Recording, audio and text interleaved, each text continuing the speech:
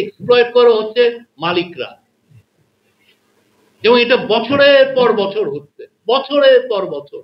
ভালো বেতন দেয় না, 5,000 টাকা।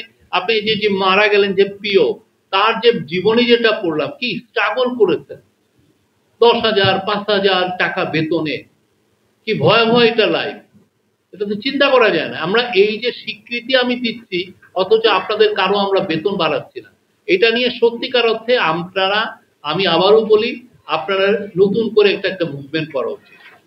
এই আওয়াজটা সত্যিকার অর্থে আমাদের ইউনিয়ন, শহীদ ভাই বসে আছেন, আমি মনে করি ইউনিয়ন এখানে ফেল করছে। আপনাদের আমাদের যে নতুন নতুন জেনারেশনের যে জার্নালিস্ট আসছে, তাদের কথা ইউনিয়নের লিডাররা বা এরা, তাদের যে ডিমান্ড, তাদের যে এটার ব্যাপারে কোনো আওয়াজ নাই। তাদের তো আওয়াজ তুলতে হবে, ঠিক না? আমরা চাই বাংলাদেশের প্রত্যেকটা জার্নালিস্ট যিনি এই প্রফেশনে আসবেন, এটা খুব হ্যাজার্ডাস একটা জব। আপনি মারা যেতেন, 5 জন শহীদ হয়েছেন আমাদের, কয়েক ডজন ছেলে আহত হয়েছেন। আমরা চাই আপনারা প্রত্যেকে ভালো বেতন পান, প্রত্যেকে ভালো বেতন পান। যিনি ভালো বেতন, যার মিনিমাম যাতে একটা ফ্লোর থাকে। আমি আবারও বলি, গার্মেন্টস শ্রমিকরা দেখেন, তারা কিন্তু যারা জার্নালিজমে আছে তাদের মতো অনেকে অত শিক্ষিত নেই, কিন্তু তারা ইউনিয়ন অ্যাক্টিভিজমে আমরা আপনার আমাদের থেকে তারা 100 গুণ এগিয়ে আছে। তারা তাদের মিনিমাম ওয়েজের জন্য লড়াই করে, এবং লড়াই করে এখন দেখেন তাহলে 12,500 টাকা, এবং কিছুদিন আগে তারা আরো 9% বেতন হাইক করিয়েছে আন্দোলন করে। এবং ওদের আন্দোলনগুলো মহৎ একটা আন্দোলন, যে না, আপনি আমার বেতন বাড়াতে হবে।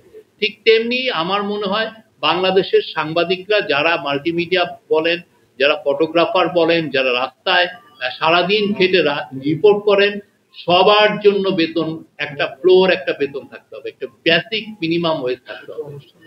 এটা 30,000ই হোক আর 40,000, এর নিচে যে দিবে সেই পত্রিকা বন্ধ করে দেওয়া উচিত। যে সেই ওয়েবসাইট বন্ধ, তোমার দরকার নাই। তুমি এই যে ঢাকাচুরি.com আপনি চালাবেন, দরকার নাই। এইটা একদম, এইটা কিন্তু ভয়াবহ আকার ধারণ করছে। 2-3 জন আসছেন, ভাই আমি এইটার এডিটর, হ্যাঁ, আমি চুরি চামারি করে উনি এডিটর হয়ে গেছেন।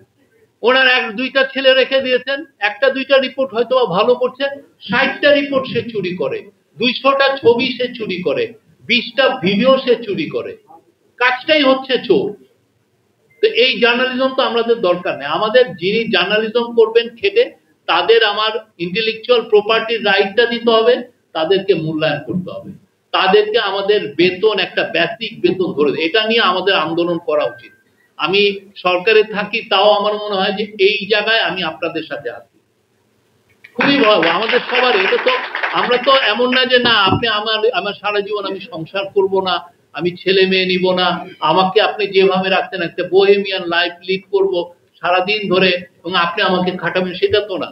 আমি তো বড় হচ্ছি, আমার তো একটা সংসার হচ্ছে, আমার একটা নিড আছে। কিন্তু যেই মালিকগুলো, যেই ওয়েবসাইটের মালিক বলেন আর টিভি বলেন, টিভিতে যে মাল্টিমিডিয়া, তাদের এখন মেন ইনকামটা হচ্ছে মাল্টিমিডিয়া। অথচ যে দেখেন প্রত্যেকটা টিভিতে সবচেয়ে কম বেতন পায় মাল্টিমিডিয়ার ছেলেমেয়েরা, ঠিক না? ভয়াবহ রকমের কম পায়।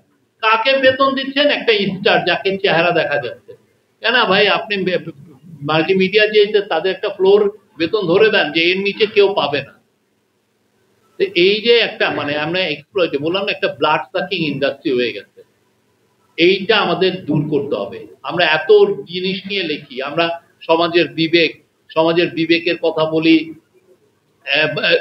সোসাইটিতে যত রকমের অন্যায় অবিচার আসে সেগুলো আমরা তুলে ধরি। আর আমরা যে বছরের পর বছর, ডিকেডসের পর, দশকের পর দশক আমাদেরকে যে এই অন্যায় অবিচারের শিকার হতে হচ্ছে, আমরা ভালো বেতন পাচ্ছি না, আমাদেরকে ভালো বেতন দিচ্ছে না, সেটা নিয়ে আমরা একটা আওয়াজও তুলতে পারি না। এর চেয়ে তো আমরা তো মানে দুঃখে তো মরে যাওয়া উচিত আমাদের। এটা নিয়ে সত্যিকার অর্থে আপনারা কাজ করেন, এটা নিয়ে আওয়াজ তুলেন। আপনাদের, আমি মনে করি আপনাদের খুব দ্রুত একটা অফিস হওয়া উচিত। আপনাদের ভালো ভালো কাজের উপরে অ্যানুয়াল আপনারা একটা পুরস্কার প্রবর্তন করা উচিত। যারা যারা ভালো কাজ করেন, সারা দেশব্যাপী আপনাদের কাজগুলো হয়, একদম মফস্বল লেভেলে